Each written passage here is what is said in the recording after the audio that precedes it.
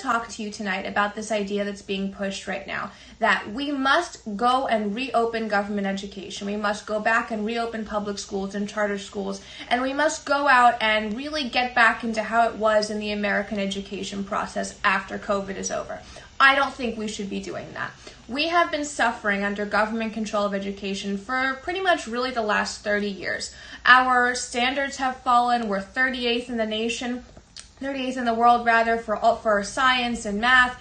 Our fourth graders are reading at a lower level today than they did 10 years ago. Only about 35% of fourth graders in America are proficient in reading. And this is something that the media as a whole doesn't want to talk about. We are seeing an explosion of homeschooling, of online learning, a lot of group learning, even getting together tutors to talk with children and really educate them in their own homes or outside without having to go to a brick and mortar classroom.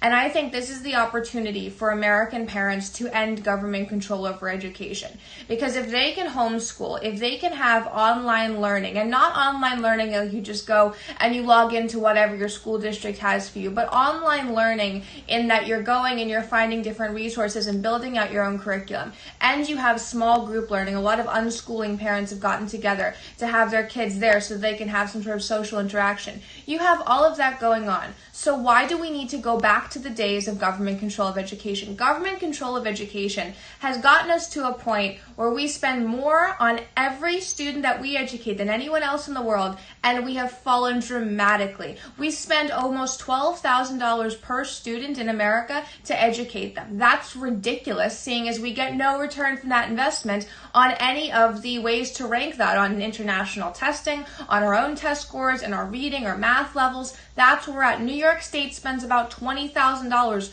per student in educating them in public school.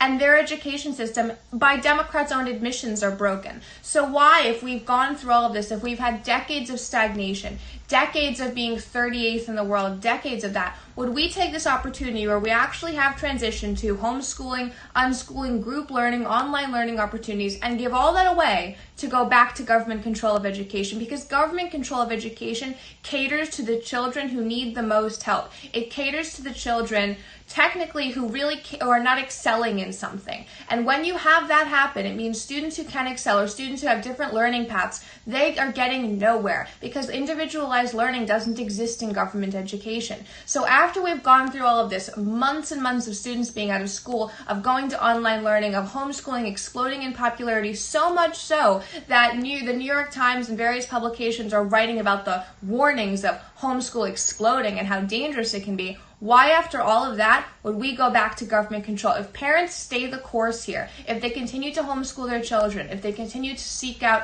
alternative education experiences, why would we then give all that up and go back to government control of education? It doesn't make sense. We should be staying the course with that, and that's what the Republican Party should be talking about. They should be talking about staying there, continuing to explode with homeschooling, continuing to explode with online learning possibilities, and making it so that brick and mortar public school is just an option, but it's not the mainstream option of most American parents. So thank you, everyone, and really think about the fact that if we are staying the course, if we have stayed the course this long with homeschooling exploding, with online learning and all of that, why would we give up all the progress we've made, which has never happened in American history, all the progress we've made on that, and go back to a system that has brought us nothing but stagnation in learning, low test scores, a lack of reading proficiency? Most Americans read at a 7th grade level. Think about that. This is America, the home of the greatest country in the world. We have so much ambition. We have so much possibility here.